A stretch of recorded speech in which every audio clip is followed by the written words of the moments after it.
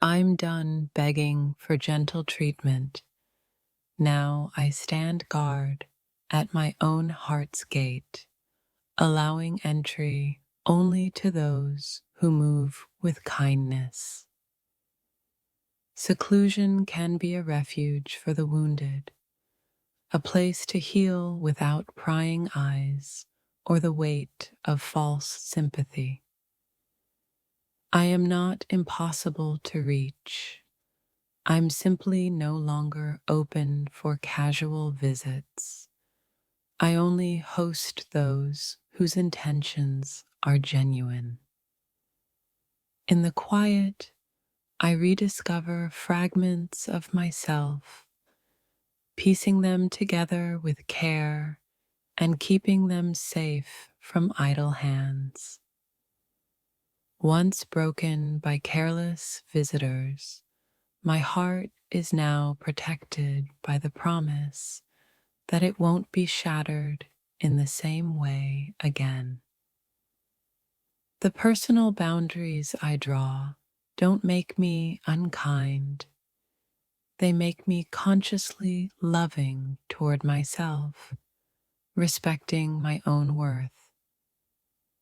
When I take a step back, it's not to push you away, but to remind myself that I am in charge of who holds my secrets. Every gate I've locked was once wide open.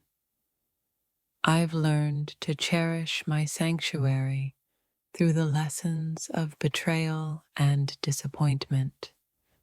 I prioritize my sense of safety over the fleeting approval of strangers, because self-protection is the first step to self-love.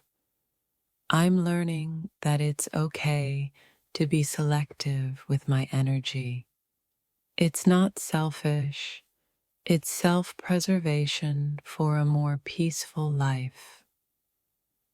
Behind this invisible armor is a survivor of heartbreak, quietly nurturing new hope, yet unwilling to expose it to the careless again. Respect for my personal boundaries is a form of care, and those who understand that are the only ones I let near my vulnerable corners.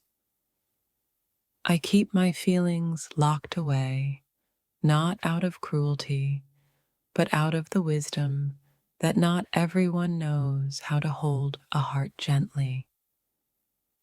Distance can be a kindness to oneself, a chance to strengthen the soul away from the loud demands of insincerity. Guarding my heart isn't an act of isolation. It's the acknowledgement that my peace is precious and it's mine to defend. I've stopped letting the world peer into my deepest self, and in return, I've found a calm that I never want to lose. Solitude can be empowering when it's chosen for healing, transforming loneliness into a sacred space of reflection. Every door I choose to keep closed protects the lessons learned, reminding me that self-care often begins with saying no. Guarded does not mean unloving. It means understanding the rarity of trust and the necessity of choosing wisely. My quiet withdrawal isn't a punishment. It's a gift to myself, a retreat where my own voice finally has room to grow. I've learned that not everyone needs access to my heart, and in that realization, I've found the freedom to protect what's mine. I've learned to be careful with invitations to my heart, because not all visitors respect the home they enter.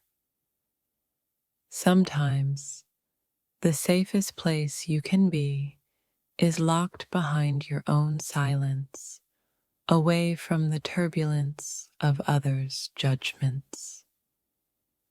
I'd rather lock the door than leave it ajar for someone who only plans to wander through my feelings without caring for them.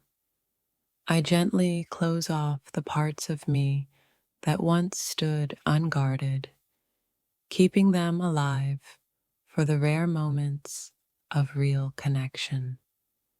Guarding my soul isn't about pushing people away. It's about preserving the softness that too many tried to harden. I stand on the edge of my solitude, content in knowing that here I don't have to compromise my own peace. The doorway to my heart is no longer open to the public. It's reservation only for those who've earned that right. Once I understood my own value, I stopped granting access to those who only wanted to test my limits. Solitude used to feel like punishment. Now it feels like the safety net that catches my spirit. I don't hate the world. I just refuse to hand my heart to those who aren't prepared to hold it with care. Some hearts need the hush of solitude to heal. Mine craves it like sunlight after a long, cold winter. They call me distant, but I call it discerning. Not everyone is worthy of the front row in my life story. I used to knock down my own walls to prove I was open. But now I've learned that true connections don't require such self-betrayal. A well-guarded heart is not unfeeling, but rather a testament to the lessons once learned through painful experiences. I lock my secrets behind silence, not to bury them forever, but to offer them only to those who truly care to understand. Closing the door to strangers was an act of preservation. I no longer live in the fear of unannounced chaos. In the shelter of my thoughts, I've found the courage to keep myself at peace rather than offering my energy to empty words. I used to give everything I had until I realized some people only came to take without ever giving back. Distance can be a remedy when trust has been worn thin. It gives the heart room to mend in quiet. I learned too late that not everyone deserves to see your tears or hold your dreams, so I guard them both fiercely now. I've built my walls so high that I can barely see over them. Yet for my own peace, I choose to stay behind their safety. In the silence of my own heart, I find comfort in knowing that not everyone deserves a front row seat to my soul. I no longer offer easy keys to the place where I keep my truth locked away. Those days are gone, and I'm guarding the door with unshakable resolve. My spirit has scars from trusting too quickly, so now I step back and decide who truly deserves to stand close to me. There are stories etched into my heart that only I can read. They remain hidden behind doors that I choose to keep locked. I put distance between us not out of anger, but because not everyone is meant to hold the fragile parts of me. I used to believe that I had to let everyone in, but experience has taught me that privacy is the greatest form of self-care. A guarded soul is not a cruel one. It's a heart that recognizes its own worth and refuses to be handled carelessly. These boundaries are not to shut out the light, but to filter through only the warmth that nurtures me and keeps me whole. My story isn't for public viewing. I've reserved the most intimate chapters for those who've shown they can handle the weight of my truth. I'm protecting the parts of me that once were free to roam, because I've learned how rare genuine compassion and respect can be. It's not that I don't trust the world, it's that my heart deserves discretion after seasons of giving itself away too easily. In the quiet spaces I've built, I find the peace I was always chasing. No chaos, no drama, just the solace of a guarded heart. I'm here behind my fortified gates, not because I fear the outside, but because I cherish the sanctuary within me. I refuse to apologize for valuing my emotional well-being. I've seen what can happen when my heart is left unprotected. There's beauty in the decision to remain a bit mysterious, holding close what truly matters and letting the rest slip away.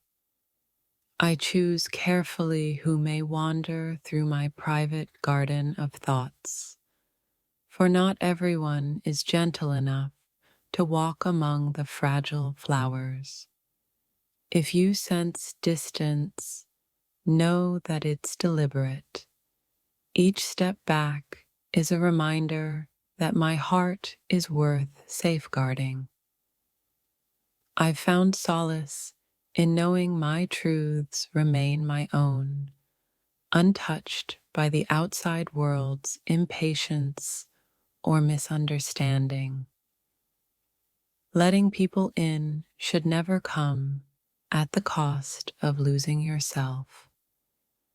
Guard your spirit and watch it flourish in safe spaces. Once you understand the depth of your own soul, you can't allow just anyone to leave footprints across it. My distance is a testament to the lessons learned. Those who've treated my openness as a weakness have shaped these protective walls.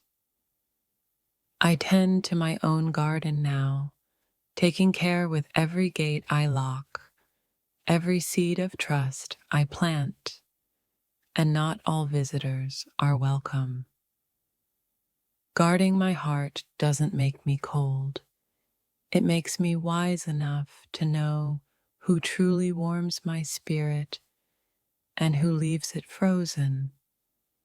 I'd rather have a fortress of solitude than a house made of illusions, where trust can be knocked down in a single gust of betrayal. It may look lonely from the outside, but in this protected space, I've discovered a sense of freedom I never knew before. I stood exposed once, hoping to be seen. Now I stand protected, ensuring those who step forward do so with genuine care. To keep my tenderness alive, I wrap it in the armor of silence and distance, only unveiling it for the worthy. My walls aren't made of hatred. They are made of love for myself, love that refuses to be compromised by casual intruders. In a world that moves too fast, I've learned that slowing down and shielding my heart is the only way to keep my spirit intact. I hold on to the pieces that once shattered, mending them in private and letting no one disrupt the healing I've earned. I grew tired of being an open book that any careless reader could tear pages from, so now my stories remain unpublished. I reserve the deepest parts of me for quiet reflection, revealing them only when someone has proven they won't turn them into storms. The older I get, the more I understand the value of discretion in matters of the heart. Not everyone can handle the truth it carries. Behind this guarded front is a vulnerable soul that once showed everything too freely. Now, it carefully chooses its confidants. I'm not hiding from the world. I'm ensuring the world doesn't rob me of the self-respect and gentleness I fought so hard to claim. My silence isn't meant to punish others. It's a gift to myself, a space where I can breathe without compromise or intrusion. I don't bar the doors out of fear, but out of necessity. This soul deserves protection from those who only understand how to take. There is comfort in solitude when it is chosen, and there is power in deciding who may interrupt that solitude.